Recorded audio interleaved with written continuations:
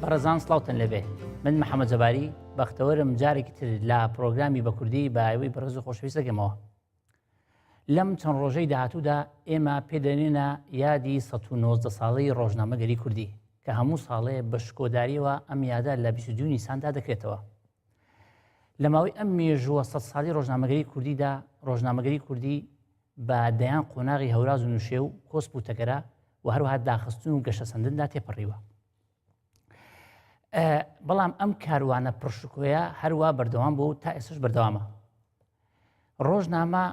مانای نامی ڕۆژە واتە پەیامی ڕۆژ. بەڵام پرسیار ئەوەی ئایا ڕۆژنامەگەری کوردی لەو ماوە دووجێژەدا توانیوێتی هەڵگری خەم و ناسۆری و مەینەتەکانی هاوڵاتی و نەتەوەی کورد بێ یاخود نەخێر ڕۆژنامەگەری کوردی نەیتوانی ئاوێنێکی ڕاستەقینە بێت بۆ ئەوەی ناسوورەکانی هاوڵاتیانی کورد هەڵبگرێت، بۆ ئەوەی زیاتر بپەرژێنە سەر ڕۆژنامەگەری کوردی هەروەها ناوەڕۆکی ڕۆژنامەگەری کوردی لەگەڵ زۆر بەڕێز مامۆستا عەبدوڕەحمان سدیق لەو بارەوە تاوتوی ئەم پرساکەین. مامۆستا سڵاو لە بەڕێزت بێ کاتت باش. بەڵێ زۆر سوپاس مامۆستا. هەروەکو ئەزانی ئێمە کۆمەڵە میوانی بەڕێز لەگەڵ ئێمە ئامادەیان هەیە بینایی بەڕێز. دیارە ئەو میوانش پەیمانگای تەکنیکی چۆمانن بەشی ئایتی. ئێمە لێرە بەخێرەتنیانەکەین بەخێ بن سەر چاو خۆشحاڵی مامەدەمونتان سوپاسان نەکەین. دیارە گەڕێمە وڵاتان بەڵام دوایی تاوتوێکردنی تەوری سەرەکی بەرنامەکە لەگەڵ مامۆستا. مامۆستا دووبارە سڵاو. زۆر سوپاس مامۆستا. ئێمە لەم ڕۆژانەدا وەکو باسم کرد پێدەنینە 1990 ساڵی ڕۆژنامەگەری کوردیە.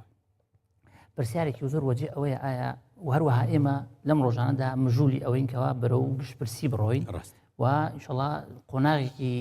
قۆناغێکە پێشەوەی کە بگەینە ئەوەتە هەمیشەکانی کورد کە سەربەخۆییە. ئەمەوێ پرسیاری وکەم ڕۆژنامەگەری و سەربەخۆیی. ئایا ڕۆژنامەگەری کوردی تەنیا ڕۆژی بەڕێ کردووە یاخود هەمیشە ئەم پرسی هەڵگرتووە پرسی سەربەخۆی کوردستان لە هەناوی خۆیدا؟ بەناوی خۆی بەخشندەی میهرەبان. دیارە ڕۆژنامەگەری کوردی لەو ماوە درێژەی زیاتر لە 100 ساڵ باسی 1990 ساڵمان کرد. بێگومان وەکو ئێستا لەگەڵ ڕۆژدا لەگەڵ خەمە نەتەوایەتی و ئابووری و چۆنەڵێ کۆمەڵایەتی و سیاسیەکاندا بووە. بە بەڵگەی ئەوەی کە ئەوێ بچینەوە بە ڕۆژنامەکانی ئەو سەردەما تاوەکو بزانین لەو سەردەمانی ڕابردوودا نزیکەی 100 ساڵ لەمەوبەر نزیک بە زیاتر لە 100 ساڵ لەمەوبەر ڕۆژنامەکانی ئەو سەردەمانە لەم بارەیەوە چیان نووسیوە. تۆ باس لە ڕیفراندۆم یا بازدا هەر بوارێک بکەی دەستەکەوێت. ساڵانێکی زۆرە من پێش ئەوەی ینی مەبەستیشمان بێ ئەو یادە لەم کاتەیە بکەینەوە کۆمەڵە بابەتێکی ئەو ڕۆژنامانم کۆ کردوێتەوە لە هەموو ئەو بوارانەدا. ئەم بواری کە تۆ پێڵی بواری سەربەخۆی لەبەرەوەی کە زۆرن نووسیومەتەوە بۆت. ئەم بوارە بوارێکە لە ڕاستیدا ئەگە بچینەوە ڕۆژنامەکانی ئەو سەردەمە بۆ نمونە. ئێستا ئێمە باسی ڕیفراندۆمەکەین، ئێمە باسی ئەوە ئەکەین کە چۆنەڵێ کوردەڵێ برامان برایەکی سەمانجایی ئێمە ئەمانوێت سەربەخۆ بین. بڕوانە ڕۆژنامەی پێشکەوتن. ڕۆژنامەی پێشکەوتن لە ژمارەی 100 ژمارە 100 لە بەرواری 23/1922 چۆن باسی مانشێتێکی هەیە ئەو کات داوای سەربەخۆیی کوردستانی کردووە لە ساڵی 1922. ئەڵێ بەشەر هەمووی لە عائیلەیەکە، بەشەر هەمووی لە عائیلەیەکە واتە ئێمە وەکو مرۆڤ وەکو ئینسان هەمومان یەک خێزانین. ئەوە ڕاستە، یعنی ئەوەمان پێ مەفرۆشنەوە کە ئەڵێن ئێمە هەمومان ئینسانین و برا یەکین و فەرقمان نییە. بەڵام ئێمە حەز دەکەین دراوسێ بین نەک ژێرماڵە. ئێمە حەز دەکەین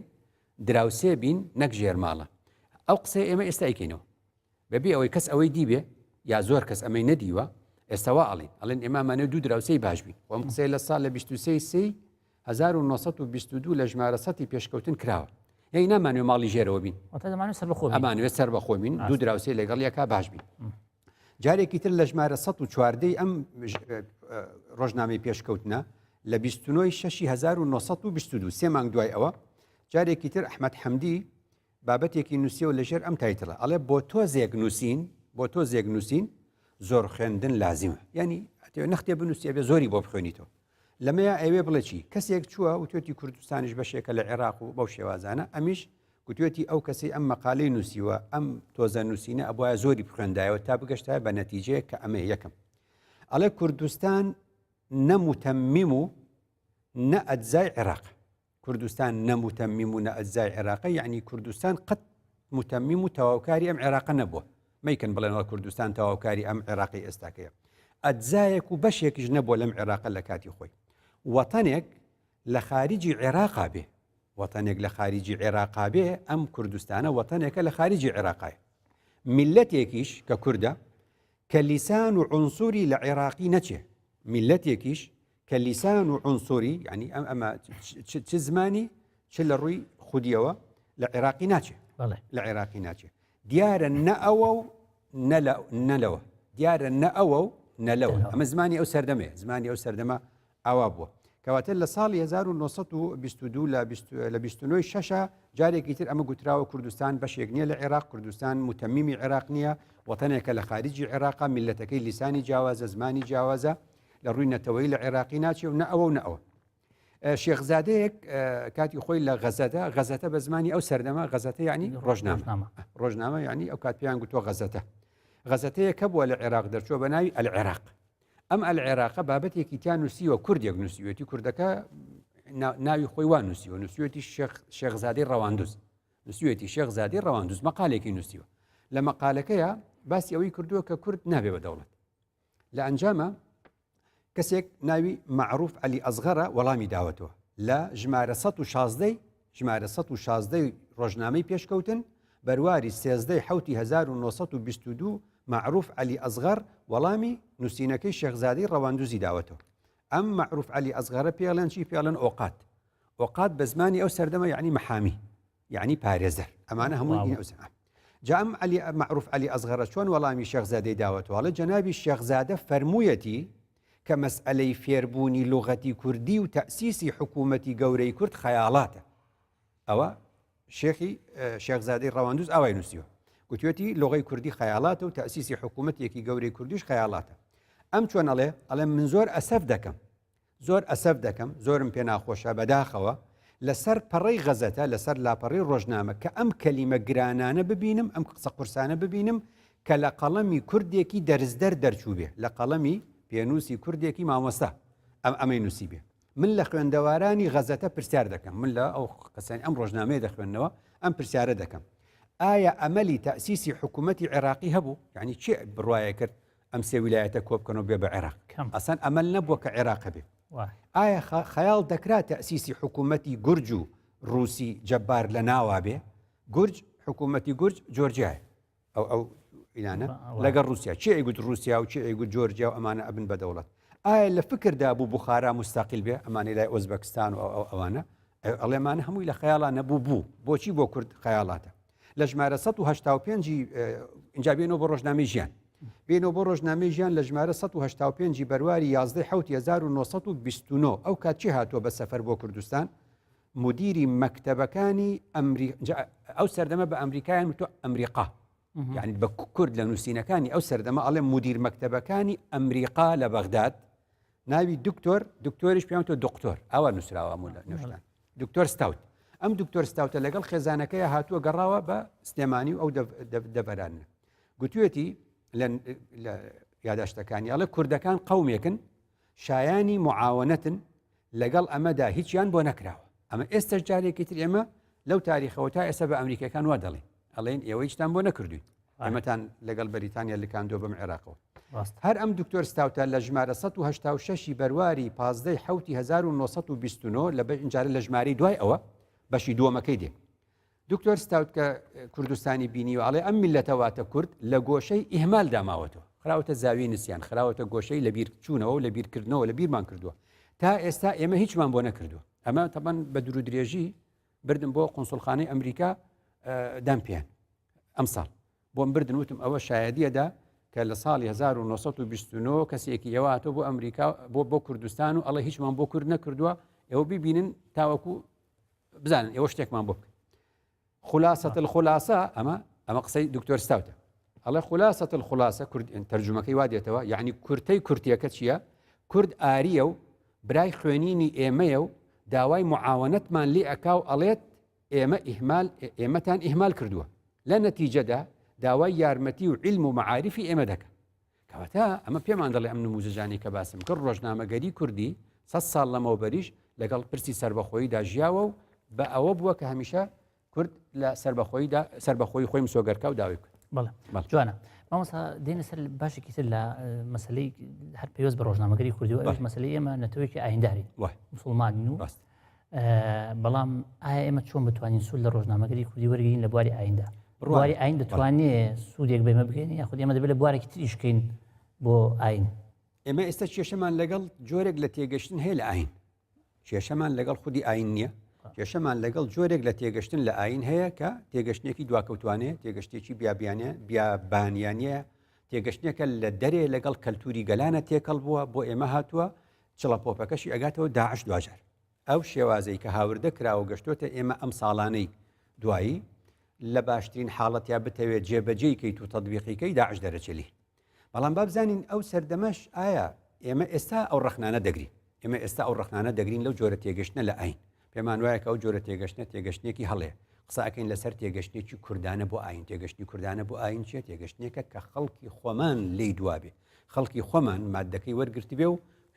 ئاماژەی پێکرد جا بڕوان ئەو نمونانەی کە ئێستا بۆت باسەکەم ئەوەی ئێستا ئێمە ئێڵین ئەو سەردەمانش وتویانە بڕوانە لە ڕۆژنامەگەری کوردی لە بابەتی ئاینیدا ڕۆژنامەیەکمان هەبووە کە یەکەم ڕۆژنامەی کوردیە لە ئاستی هەموو عێراقا پاش ئەوەی ئینگلیزەکان گەشتە عێراق و عێراقیان داگیر کرد ڕۆژنامەیان دەرکرد بۆ کورد لە ڕشە لەو ڕۆژنامانەی کە لە یەکی 1970 یعنی 99 ساڵ لەمەوبەر یەکی 1970 ڕۆژنامەیەکی کوردیان دەرکرد بۆ کوردەکان ئەو کات ناوی تێگەشتنی ڕاستی بوو ئێمە چەند ئەڵین دین تێکەڵی حیزبایەتی و سیاست نەکرێ باشە نەکرێ بە قوربانی کاری سیاسی و ئەوە دین بریتە لە دوو ئارەستا بینی چۆنەڵێ مرۆڤ و خوددا لە هەمان کاتیشدا بەهاکانی دەبێت تێکەڵ بە ناوەخنی یاساکان بن یعنی دین بەکار نەهێنرێ بۆ کاری حیزبی لە ژمارە 4 تێگەشتنی ڕاستی بەرواری 12/1970 99 ساڵ لەمەوبەر ئەڵێ دیانەت جیایە و سیاست جای ئەوە کوردی دیانەت یعنی چی مسلمانان هەموو یەکن ئەو پێوترێت دیانەت مسلمانان هەموو یەکن چونکە ئیسلامیەت وا اقتیزا دەکە ئیسلامیەت دینداری وا دەخوازێ اقتیزا عنی وا دەخوازێ کە هەمومان وەکو یەکین و فەرقمان نییە ئەمە لە ڕووی دین سیاست ڕۆژنامەکە دەڵێ ئەمما سیاست وانە چونکە هەر قەومێک بە نەزەر ئەو جێیەوە کە تێیدا دەژێ هەر قەومێک لە ڕوانگەی ئەوەی لەو جێیە کە خۆی تایە ئەژێ عادەتێک و خۆڵقێک و زمانێکی هەیە کە لە هین قەومێکی تر ناکە ئەمە کوردی ئەو زمانە بۆیە ئەڵێ لەم حاڵەتەدا هەرکەس دەوڵەت بۆ خۆی دروستەکە دەوڵەت بۆ براکەی مسلمانەکەی دروست ناکە چونکە لە دینە بایەکیش بن خەمی خۆیەتی ئەڵێ ئێستا کە 1970 ئەڵێ ئەمڕۆ یعنی 1970 عەرەبیش حکوومەتێکی تازەی لە مەکەی مبارەکەدا تەشکیل کرد ئەڵێ ئەو خۆ مەکەیە شوێنی دینە ئەوان بۆ خۆیان ئیمارەتێکیان دروست کرد و حکوومەتێکیان بۆ خۆیان دروست کرد ئێمەش لەبەر ئەم حەقیقەتە دەڵێن دیانەت جیایە و سیاست جیایە یعنی برا دینەکەت ڕاستە برای دینیتە بەس برای سیاسی نییە خەمی خۆیە خۆ مەگەر ئێستا 57 دەوڵەتی ئیسلامی نییە ئێکاکە بابین بە 50 ئەڵێ نابێ ئەوان ئامادەنین ئەڵێ نابێ 22 دەوڵەتی عەرەبی نیە ئێکاکە با یەکێتریش دروست ئەڵێ نابێ کەواتە ئەمە خۆ ئەڵێن برایەکی لە ڕوودینی لێ باشە من 99 ساڵ لەمە وەرەم قسەیە کراوە کەواتە بۆ ئێمەمانەن کە ئەیکەین لێمان دێنە دەنگ و ئەڵێن ئێوە چی ئەڵێن و قسانە تەفریقەیە بە ئەوە هەر کورد تێگەشتنی کوردانە هەروای گوتووە تەکمیلەکەی ئەڵێ بەڵێ ئەقوامە مسلمانەکان نەتەوە مسلمانەکان هەموو خۆشەویستی یەکن لە ڕووی دینیەوە یەکیان خۆشەوی برای خوشکی دینی یەکن ئەمما هیچ کامێکیان بە قووەتی شیر نەبێ شمشێر نەبێ ڕئاسەتی خۆیان بە یەکتر ڕەوا نابین ئەمما هیچ کامێکیان بە قووەتی شیر نەبێ ڕئاسەتی خۆیان بە یەکتر ڕەوا نابین دیتە چی لێهات کەواتە ئەم قسەی ڕاستە لە ڕۆژنامەی ژیان ژمارە 178 بەرواری 6/1929 ئێمە ئێستا ناڵین دین بۆ بەشتێکی ڕووکەش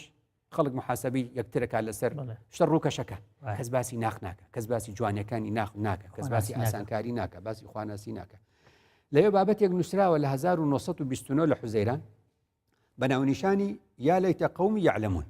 ئاەتە خۆزگە قەومەکەم بیانزانی بێ ئەڵێ ئەم ئاەتە شەریفە چکە سوورەتی یاسینە ئەڵێ ئەم ئاەتە شەریفە وەکو بۆ مردووەکانی تکرارەکەینەوە کورد و خەڵکی تر ئەو زمانە شەر فێر بوون یاسین بۆ مردوو بخوێنن قورئانش بۆ زیندوان هاتووە خوا فەرمێ لیونذیرە به من کان حەیەن قورئان بۆ وشارکردنەوەی زیندوەکان هاتووە ئەڵێ ئەم ئاەتە شەریفە وەکو بۆ مردووەکانی تکرارەکەینەوە پێویستە بۆ زیندوەکانیشمانی تکرار بکەینەوە تاکو بزانن مەدەنیەت چۆن بەرز و بڵند بۆتەوە یعنی ئینسان شارستانیت پێش کەوتووە ئەبێ ئەم ئاەتە بۆ ئەوە بێ بڵێن خۆزگەنەتەوەکەمان بزانێ یعنی چی بزانێ یعنی بزانە دنیا گەشتە چۆ قسمێک لە بەشەر بەشێک لە مرۆڤایەتی کە مەدەنین چۆن بە قووەتی علم و فەن ڕووی زەمین و طبقاتی هەوا و سەطحی بەحر و والحاصل هەموو شتێکیان دۆزیوەتەوە ئەو کات ئەڵێ لە 1929 پێی وایە هەموو شت دەشتا دۆزراوەتەوە ئێستا بزانە چی دۆزراوەتەوە ئێمە چەند حەقمانە ئێستا بڵێن چەند دواکەوتوینە هەموو شتێکیان دۆزیوەتەوە هێناویانەتە ژێر دەستی خۆیانەوە کۆنتترۆلیان کردووە بە ئیستیلاحێکی وازح یعنی بە زاراوەیەکی ڕوون هەموو مشکلێک لای ئەوان ئاسان بوو گرفت نییە لای ئەوانە مشتی ئاسان بووە کەچی لەگەڵ ئەمەیشە ئەبینین دیسانەوە ئێمە هەموو شتێکی ئاسان بە مشکل ئەبینی ئێمە هەموو شتێکی ئاسانمان گرفت ئێستا بەم شێوازێ ڕۆژنامەی پێشکەوتن هادی مەلا ئەحمەدی سائیبی مەلا قادری قەرەداغی لە ژمارە 96 پێشکەوتن لە ڕووی علم و دینیش ئێمە زۆر جاڵین ئەم علمی ئێمە علمێکی کۆنە بە علمی ئاین تازەکەنەوە تێگەشتێکی نوێی ئەم سەردەمەی سەدەی 21مان بۆ بدۆزنەوە لە ئاین دەیبزانە لە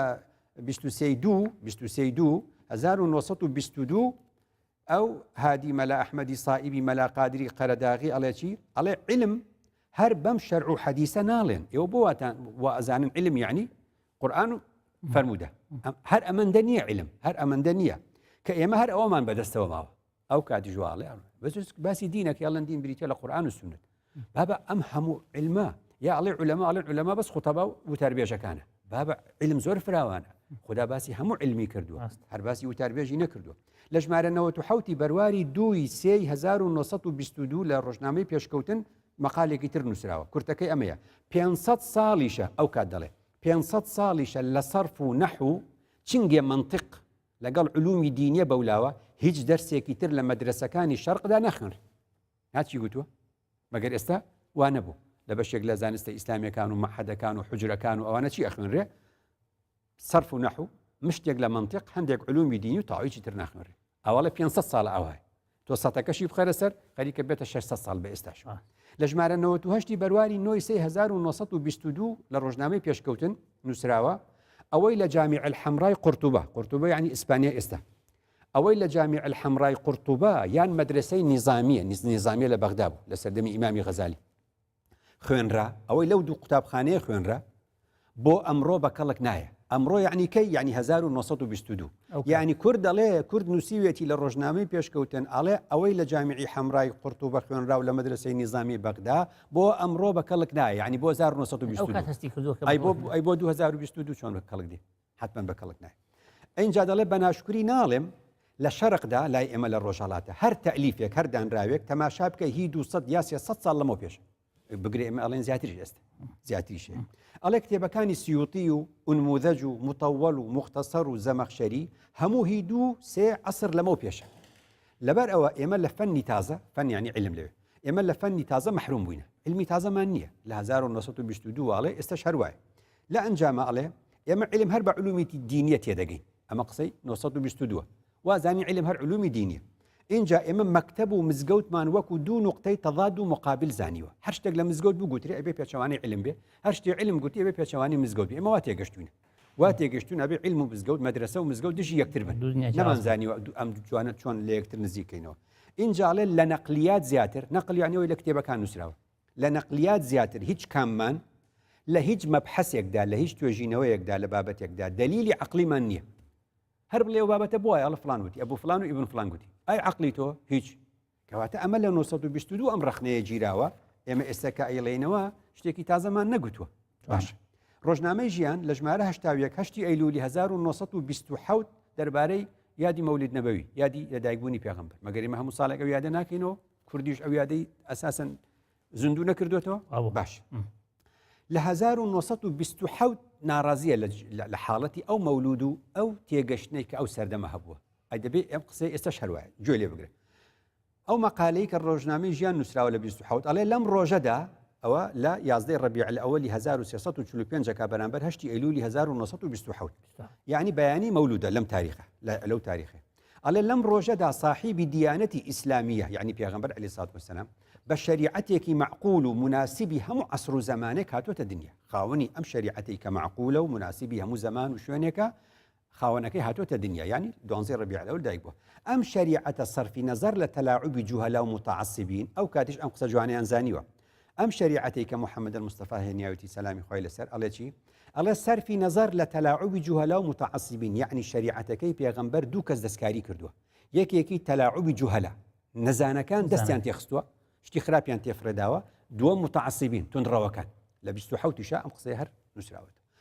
بەدەر لەو تەلاعوبەی جاهیلەکان و بەدەر لەو تەلاعوبەی متعەسیب و تونڕەوەکان ئەیکەن بۆ دین، ئەکمەلترینی هەموو شەرایعی عالمە، لە هەموو شریعەتەکانی تر کامڵتر و چاکترە. کافەی احتیاجاتی ئیجتیماعی احتیوا دەکات، یعنی هەموو پێداویستیەکانی کۆمەڵایەتی لەخۆ گرتووە.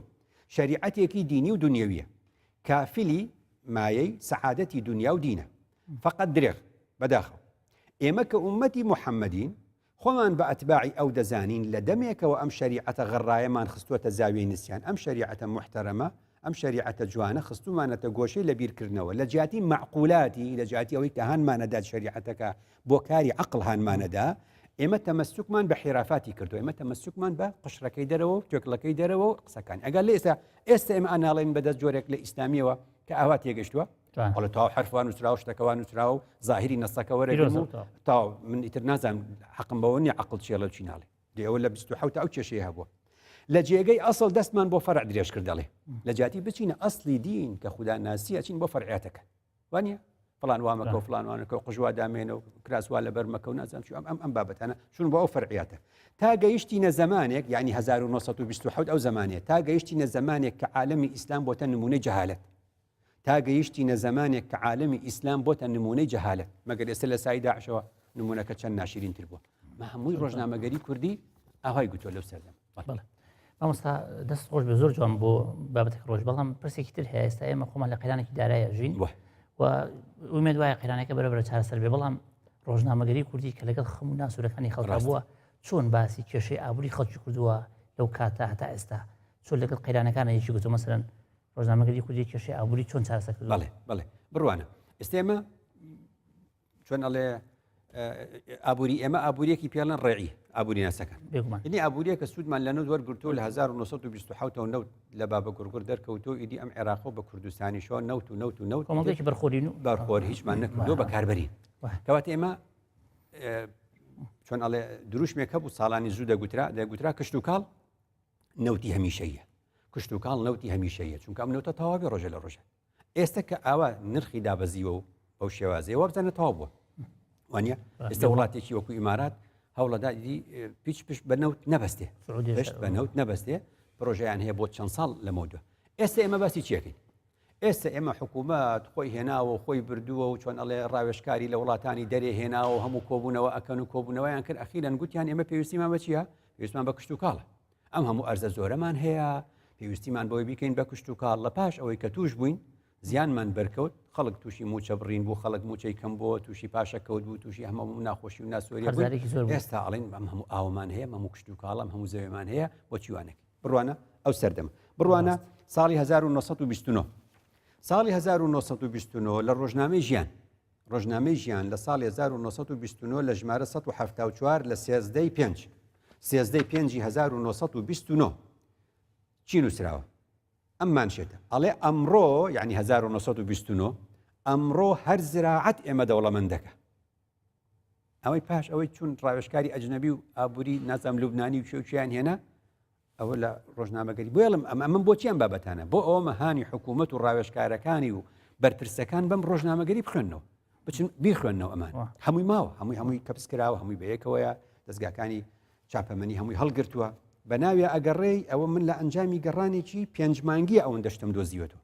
خۆ ئەگە 5 ساڵ بەنێویا بگەڕێشتی زۆر سەیرە دۆزیتەوە. کەواتە ئەم قسانە هەیە لە ڕابردوودا، پێویستی بەوەیە کە بەرپرسان بە دوای بگەڕێن. لە 13/5/1929 174 ژمارە 174 ڕۆژنامەی ژیان دەڵێ ئەمڕۆ هەر زراعەت ئێمە دەوڵەمەندەکە، دەڵێ دەشتی شارە زور و بتوێن، چونکە ڕۆژنامەکە لە سلێمانی دەرچوو، بەس ئەوەی گوتووە ژنا باسی هەریری شەکری و باسی شوێنتری شەکرێ.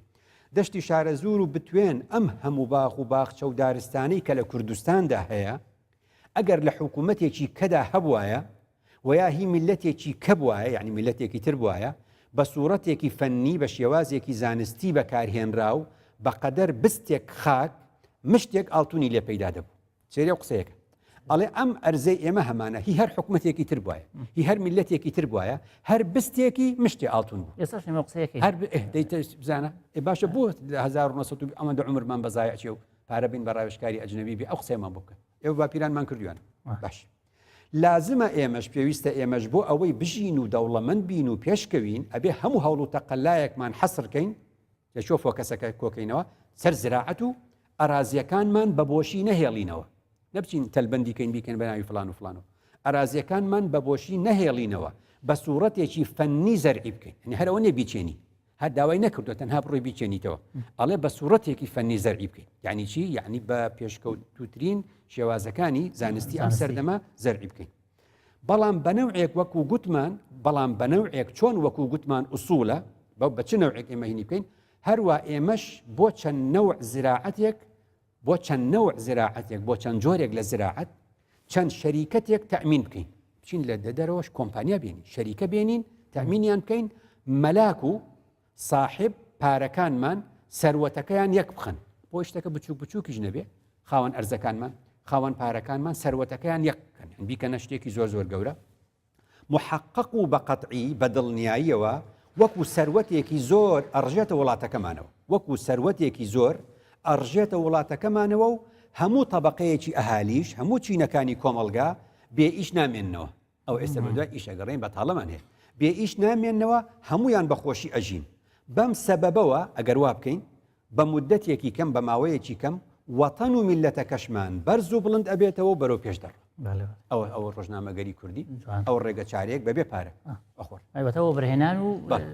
فابریکە دابنێ بۆی خەڵگیشکە بە هەمان شێوەکی سەبڵە مامۆستا خاڵێکی تری ڕەنگە ئەمە دواتەوەر بێ کە باسی بکەین ڕووی یاساییەوە ئێمە چی لە ڕۆژنامەگەری کوردی فێرە بین چۆن باسی یاسای کردووە چۆن ئێمە پابند بە یاساوە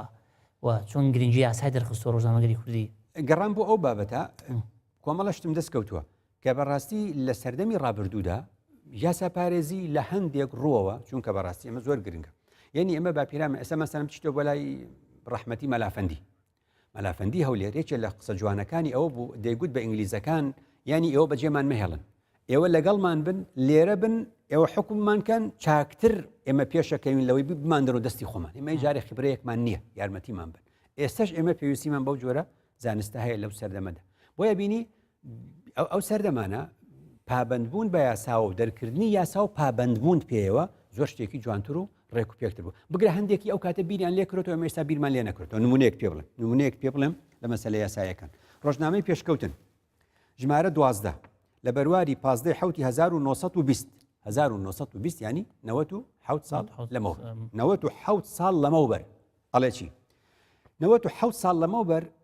کە بە شاری سلێمانی بەغدا ئەو کاتیش بە سلێمانی گوتووە سلەیمانیە آخر السلەیمانیە ناوێکی عەرەبیە چکە السلەیمانیە لە سعودیەش ئەو ناوە هەیە سلەیمانیە لە تورکیاش بەو ناوە هەیە ئێمە شارەکەمان ناوی سلێمانیە بە کوردی بۆ بە عەرەبی ئێستش تابلۆی سیارەکان هەر سلێمانیە بە عەرەبی ئەنووسرێت سلەیمانیە جابزانە ئەو کات کورد داوای لە مێجەرسۆن کردووە حاکمی سیاسی سلێمانی ئەو کات مێجەرسۆن بوو کاکە ئەو ناوی ئێمە نیە ئەو عەرەبیە ئێمە بە خۆمان دەڵێن سلێمانی ئەگەر لەوێ شەوت ئەگەر لە سولەیمانیەشەوە هاتوێ ئێماڵین سلێمانی لەبەرەوە حاکمی سیاسی ئەو کاتی سلێمانی حاکم مێجەرسۆن لەگەڵ بەغدا ڕێککەوتۆ کاکە ناوی سلێمانیە نابێ بێتە سلێمانی بە ناوە کوردیەکەی بێ بڕوانە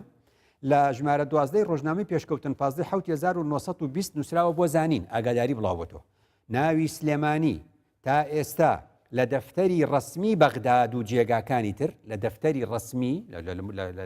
لە سجلاتی ڕسمی بەغدا و جێگاکانی تر سولەیمانیەیان دەنووسی بە ئەمری والی گۆڕا وانووسراوە بە ئەمری والی گۆڕا ناوی ڕسمی لیوا و شار یعنی مرکزی مەدینەکە و پارێزگاکە هەمووی بە مستەڵەحی ئێستا ئەو کات پێی گوتراوە لیوا ناوی ڕسمی لیوا و شار لەمە دووە بە سلێمانی ناو دەبرێت و ئەنووسرێت ئیمزا حاکمی سلێمانی مێجەرسۆن ئێمە هێشتا ئەومان نەکردووە بە کوردی ئەڵێن سلێمانی بەس لەسەر تابلۆی ئۆتۆمبیلەکانمان ئەو کات ئەوە کراوە بڕوانە لە چوونە دائیرە ئێمە ئێستا دنیا گەرمە بێ و فێنکە بێ و سار دەبێت جاری وا هەیە دنیا گەرمە بێ ینی خەڵک نازانە چۆم چێ بۆ دەوام مەسەلەی تەوقیتی سەیفی و شتوی جا خەڵکە لە سەعاتی کۆن یا سەعاتی تازە بۆ دەستە سەعاتی خەڵکە دی سەعاتەکە مەگۆڕە ئەو تا تەجروبە کرا سەدام کردی لە 1992 ئەو کوردی خۆمانەشێ بە سەعاتی کۆنیا تازە وانە نیان نەزانی ئێکا کە پێ بڵە سەعاتێ زووتر بڕۆ بۆ دەوام با سەعاتەکەی دەستی نەگۆڕێ نەکاتی نوێژە گۆڕێ نەکاتی شتە گۆڕێ اینجا حاکمی سیاسی دوای مێجەرسۆن لە سلێمانی بۆتە مێجەر گۆڵدسمیت چی کردووە ناونیشانی پێشکەوتن ڕۆژنامەی پێشکەوتن ژمارە 6 لە بەرواری 16/1921 نووسیوێتی چوونە دائیرە ناونیشانەکەمە چوونە دائیرە چی لێ هات بۆ زانین ئاگاداری لەمە و پێش بەیانیان لە سەعات 9 ئینگلیزیەوە مەموران دەچوونە دائیرە واتە لە سەعات 9 ئەو کەسانی کارمەند و مۆزەفن ئەچوونە دائیرە لە سەعات 9 ڕۆشتن سێ ئاهاتنەوە داوامی حکوومەت ئەو کاتەوە بووە 9 هەتا سێ بەس ئێستا گەرمە بێ لە 13 جوونەوە واتە لە 13 حوزەیرانەوە لە 13 شەشەوە ئەڵێ 2 سەعات پێش وەختی جاران مەموران دەبێ بچنە دائیرە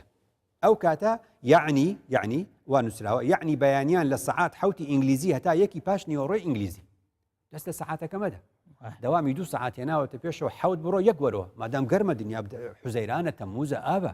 ئێکاکە بۆ ئەنجامە چی نووسراوە ڕۆژنامەکاڵێ بۆ هاوین بەم ڕەنگە یعنی بەم شێوەیە دەوام یەکجار بە باش زانرە ئەو قسەی 1920 جایسە چەند پێویستمانە لە گەرمای هاوینە دەوام ئاوا لێ بکەین و باش ئێستا چەند مشکلی چەک هەڵگرتنمان هەیە کاکە چەک هەڵمەگرە کاکە ئەو هەموو ڕووداوە ناخۆشەوانە کۆنتترۆل ناکرێت زانە ناونیشانێکی تر هەیە لە ڕۆژنامەی پێشکەوتن لە ژمارە 6 بەرواری 16 حوزەیران 16/1921 هەر لەو عادەدی کە ئەو بابەتمان تیا خوێندووە بە ناونیشانی خەنجەر ئەو کات کلاشینکۆف نەبووە خەڵکیش داوانچەی نەبووە چی هەبوو ئەو کاتە خەنجەر هەبوو کورد خەنجەری بە خۆیەوە کردو باشە نووسراوە بۆ زانینی هەمووتان ئیعلان دەکرێت ئاگدارتان دەکەینەوە کە لەمە دووە خەنجەر بە قەداگردن لە ناو شاردا مەمنوع خەنجەر بە قەداکردن لە ناو شار مەمنوع نابێت کەس خەنجەری بە قەدی خۆیان کردوێ مەمنوعە هەچ کەسێک بە مستەلەحی ئەو کاتە هەچ کەسێک ینی هەر کەسێک هەچ کەسێک بەپێی ئەم ئەمرە نەڕوا بەڕێوە بە حەبس یان جەزا محکوم دەکرێت یا غەرامە ئەکرێ یا خێنە سجنەوە ئیمزا حاکمی سیاسی مێجەر گۆڵدسمیت ئەوە یاسایە بڕوانە ئێستا چەند کێشەمانەیەک چەند مارەکەن لە لای مەلا نایبەنە لای حاکم ئەو کاتە هیچ لەسەر وەرەقەی چی نییە هەفتەیەک مانجێک لەگەڵی بە تەلاقی بە خۆ کچە هیچ مافێکی ناکەوێت وانە مامۆستای بۆچی ئەمارەی بڕی ئەبێ مامۆستا بڵێ چی بڵێ بڕۆ بۆ محکەمەم بۆ تەواوکە اینجا من بۆ تەکەم بۆی کەوا لەولا مسۆگەر بێ ئەو کچە مافی نەفەوتی کچەکە فەوتێ ئەم قسەی ئێستا بەدەستەوە ئەناڵێنی ئەو قسەیە لە 1920 علاجی کراوە لە ڕۆژنامەی پێشکەوتن ژمارە 69 بەرواری 1920 ناونیشانەکەی عقد نیکاح بە کوردی مارە بڕی بە مستەلەحی ئەو جوان نووسراوە دەڵێ ئەگەر لە مەولە بەبێ ئیزننامەی محکەمەی شەرعی عقدی نیکاح ئیجرا بکرێ واتە مارە بڕین بەبێ ئەوەی بچێتە محکەمە و ئیجرای بکە هەر مەلایەک بیکە ئەو کەسە کە عقدەکەی ئیجرا کردووە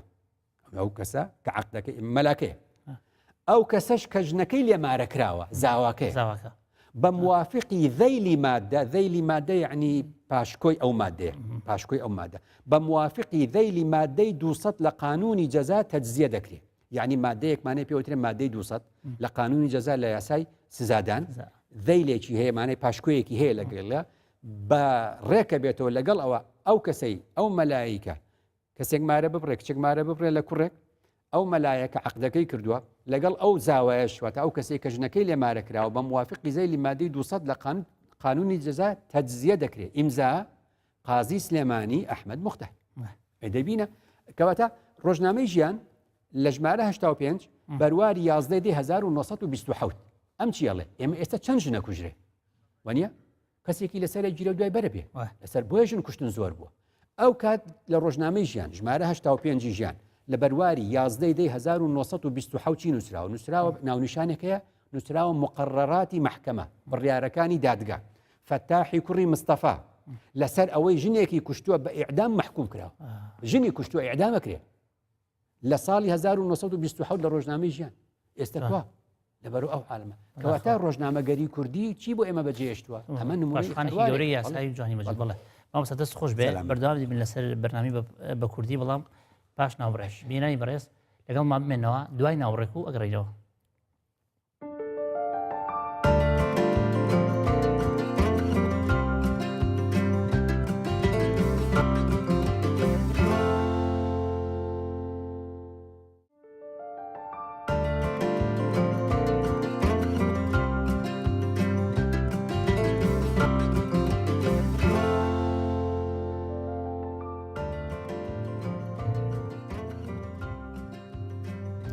بەڕێزان دووبارە سڵاو بەردەوامی لاسەر پێشکەشکردنی پرۆگرامی بە کوردی ئێستاچنە لای میوانە بەڕێزەکانمان بۆ وەرگرتنی پرسیار و سەرنجەکانیان بەڕێزان دووبارە بەخێراتندا دەکەین بەخێر بەستە چاو دیارە بێگومان جوتان لە تەوەری بەرنامەکە بوو کە باسی ئەزمموی ژیان لە ڕۆژنامەگەری کوردیدا باسی ناوڕۆکی ڕۆژنامەگەری کوردی ماکردیانی هەندێکی پێمان خۆشە چێ سەرنجێکی یاخود پرسیارێکی لەسەر ئەو تەوەری کە باس مەکەیان نزیک لەو تەوەرە پێمان خۆشە گوێبیستی بین وەروە بتوانین گەنگەشەی بکەین لەگەڵ مامۆستا ئێستا چێ پرسیارێکم لە بەڕێز مامۆستا هەبوو بەڵێ دەستەکانی خۆش بەڕاستی ئەو گەڕانانی سەر چاو خێوی ڕۆژنامەکانی داکردی بوو توانین بڵێن ئەو ڕۆژنامەکانی ڕابردوو بەڕاستی زیاتر لە حکوومەتی ئێستا بەرپرسیارەتیان هەڵگیتە بەرامبەر بە کۆمەلگا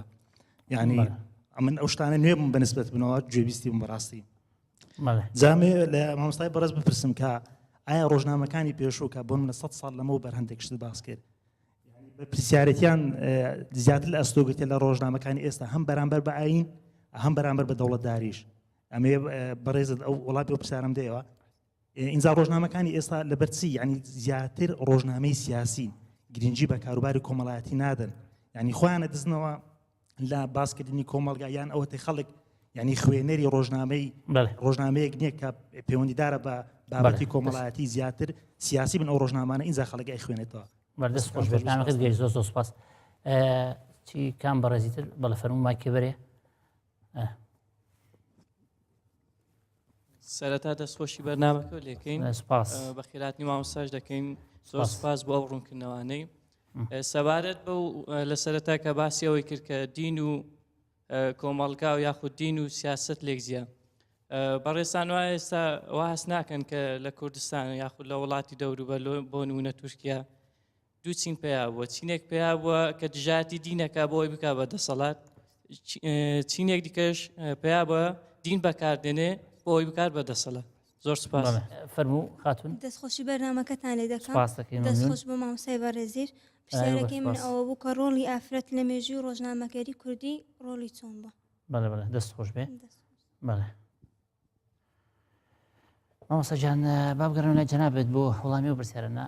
یەکێک لەو بەڕێزانە پرسیاری کرد کە ڕۆژنامەی کوردی لە ڕابردوودا زیاتر هەستی بە پرسیارەتی کردووە لە ڕۆژنامەگەری ئێستا کاتی ڕۆژنامەگەری ئێستا زیاتر پانتایەکی سیاسی بەسەر هەزاڵە و کارەکەی ئەوەیە ینی زیاتر پێشتر هەست بە مەسوولێت کراوە یا قۆناغەکە گۆڕاوە چۆنە ینی ئەمە یاسای 35 ڕۆژنامەگەری یاسی 35 ساڵی 2007 ڕۆژنامەگەری کوردی یەکێکە لە یاسا باشەکان ڕێگەی داوە بە هەر کەسێک تەنها و تەنها داوایەک پێشکەشکا بە سندیکە خاوەنێکی ئیمتیازی هەبێ و سەرنووسەرێکی هەبێ ئەتوانێت ڕۆژنامەیەک دەرکاو هیچ سانسۆرێکیشی لەسەر نییە لەبەرەوە بینی ئەم حاڵەتە لەلایەکەوە زۆر باشە لەلایەکی تریشەوە ڕەنگە خاڵێکی لاوازی تیابێ پرسیاری ئەوە بکەین ڕۆژنامە نووس چێیە پێناسی ئەوەی کە ڕۆژنامە نووس چێیە ڕۆژنامە نووس تەنها مەسەرەن کەسێکە جارێک جاران لە ڕۆژنامەشتی نووسیوە چونکە مەیەکێتی نووسەرانیشمان هەیە و سندیکای ڕۆژنامە نووسانیشمان هەیە وتە مەرجنیە نووسەر ڕۆژنامە نووس بێ نووسەر توانێت کتێب بنووسێتەوە بۆ خۆی توانێت بابەتێکی ئەدەبی چۆنەوە بەڵام کەسێک کە لە ڕۆژنامە بە بەردەوامی ئەنووسێتەوە و ینی چۆنەڵێ پێناسی ڕۆژنامە نووس ئەبێت لە سەرەتاکانی ئەوروپا و وەرگرینەوە جارێکی تر چونکە من لەوێ وەرمانگرتووە لە ئەنجامە ئەم لەوێ وەرگرتنا بێتە مای ئەوەی کە پێمان بڵێ جارێکی تر لەم سەردەمە پێویستیمان بە دووبارە پێناسەکردنەوەی ڕۆژنامە نووس هەیە بۆیە بینی سندیکای ڕۆژنامە نووسانیش ینی تا ڕادەیەک بێزار بوو لە بوونی 7,000 کەس 7,000 کەس بە ناوی ڕۆژنامە نووس لە سندیکا ئەیتی ئەمە کەوتە جۆرێک لە پاکردنەوەی ئەم حاڵەتە و بزانێت چه ڕۆژنامە نووسە و کاتی خۆی بە شێوازێک لە شێوازەکان لەبەرەوە ژمارەیەکی زۆرت هەیە بە ناوی ڕۆژنامە نووس بە هەمان شێوە ڕەنگە ڕۆژنامە ناکات بەڵێ ڕەنگە بە کۆی ڕۆژنامەکانی دەرچوو ڕێپێدراو لە هەرێمی کوردستانە ینی زیاد لە 500 بێ بە گۆڤار و بە ڕۆژنامەکانەوە بەڵام لە کۆی ئەم 500 مۆڵەت پێدراوە چەنی دەرەچێ چەنی بە بەردەوامی دەرەچێ چەند خەڵک تێدا دەنووسێ جاوەر لێگە ڕێسە تۆڕە کۆمەڵایەتەکان هەیە ئێستاکە چۆن ئەڵێ سایتەکان هەیە ئێستاکە چۆن ڕۆژنامەگەری ئەلکترۆنی هەیە بەڵام ئەمە خۆی جارێکی تر ڕەنگە تا ڕادەیەک جێپەیەکی لێش کردبێ بە نووسراوەکە بەڵام لەگەڵ ئەوەشە ئەتوانی بڵێ ڕۆژنامەگەری هەرمانەی ڕاستەقینی خۆی وەرگرتووە ئەویدی پێی دەگوتی ڕۆژنامەگەری ئەلکترۆنی بەڵام ئێمە ڕۆژنامەگەری ئاسایی دەڵێن ئەم مقدمە و پێشەکەم لەبەرەوە بوو کە ئێستاکە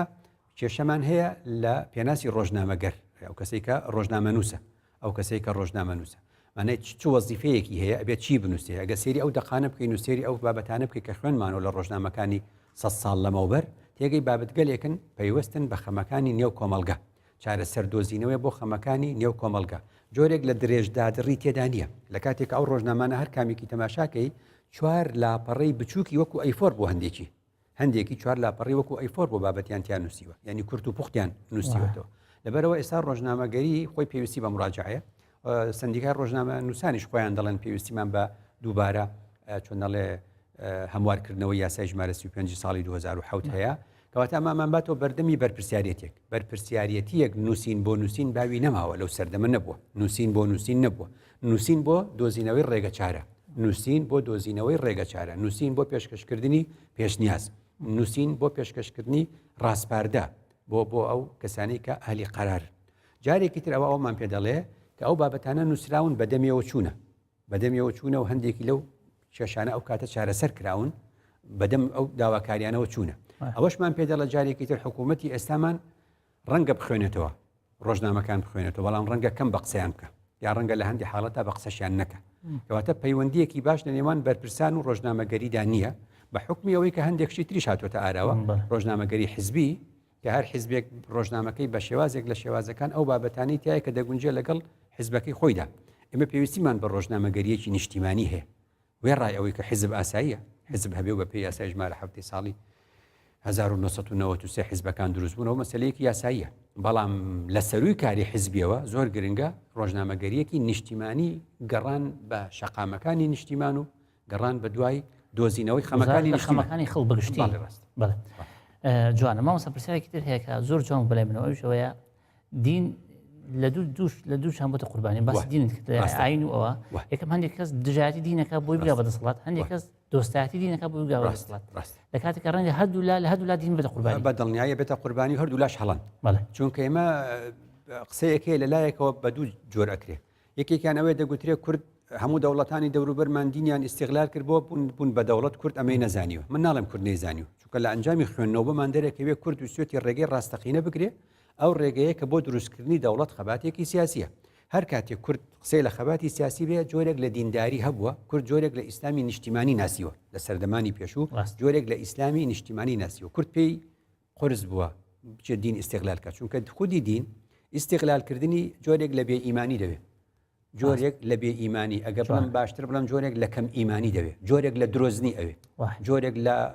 هەڵخەڵەتانی دەوێت جۆرێک لە پاشقلگرتن لە خەڵکی دەوێت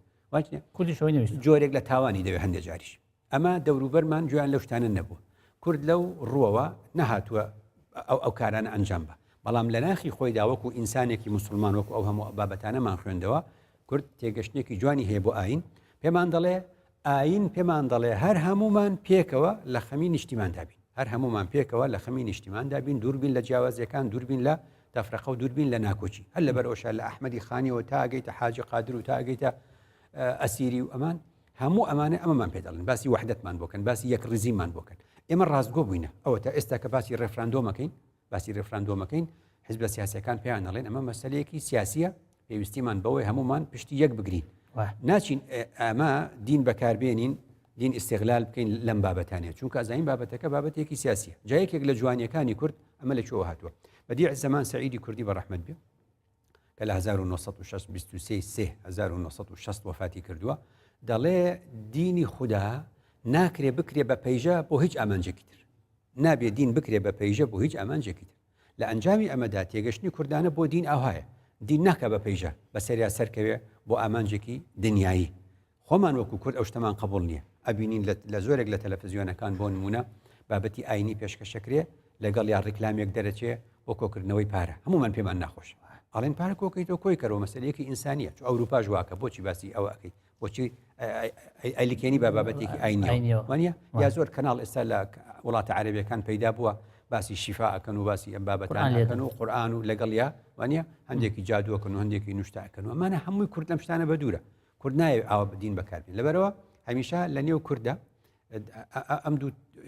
ئاراستەیە نییە دژایەتیکردنی دین بۆ گەشتن بەدەسەڵات بەڵێ سواربوونی شەپۆلی دین بۆ گەشتن بەدەسەڵات کورد ئەمەی بە بێزراو زانیوە لەبەرەوە هەر کەسێک ئەوە ئەکە تەنانە دەگە خێریش بکەی لە کوردەواریە لە ڕێی تەلەڤیزیۆنەوە خێر بکەی کورد پێێتە لە بێت تۆ خێر بە جۆرێ بکەی دەستی ڕاست بیکە و دەستی چەپت پێی نەزانێت کورد ئاوا خێرەکە ئەمە تێگەشتنی کوردانەیە لە ئاین جا لەبەرەوە لە ڕووی سیاسیەوە ئێمە ئەبێت تێگەشتنێکی کوردانەمان بۆ ئاین هەبێ لە پێناوی گەیشتن بە ئامانجەکانی خۆمان بە شێوە جوانەکەی بەڵام ئەوە فلانە کەسە وەکو لە ئەڵلقەی پێشوو باسی فتوای سیاسیمان کرد ڕۆژێک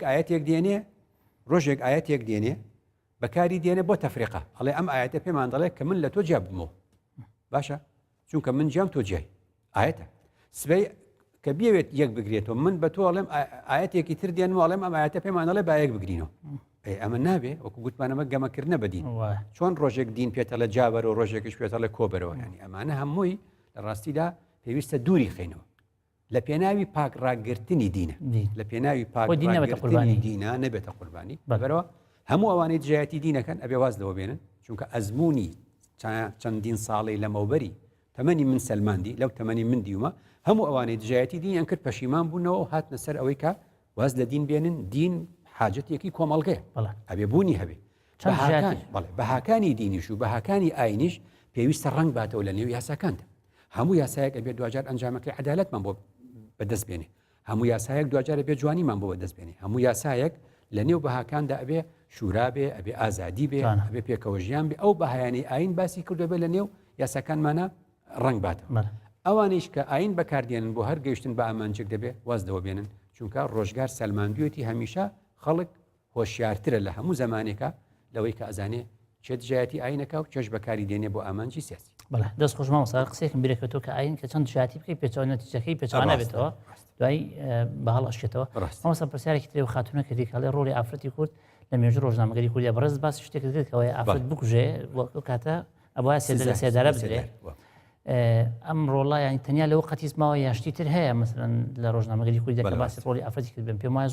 زۆرە لە ڕاستیدا کە ڕۆژنامەگەری کوردی دەستی پێکردووە لەم بەشەی کوردستاندا لە دوای جەنگی یەکەمی جیهانیەوە ئەگەر تەماشایکەی ئەوەندەی من بەرچاوم کۆتۆ سەرەتاکان کەمە سەرەتاکان یعنی قەڵەمی ئافرەت کەمە بینی چونکە ئەم مەسەلەیە پێویست بۆ بە خوێندەواری ئەو کاتیش خوێندەواری لە نێو کۆمەڵگەی کوردەواری زۆر کەم بوو ئافرەت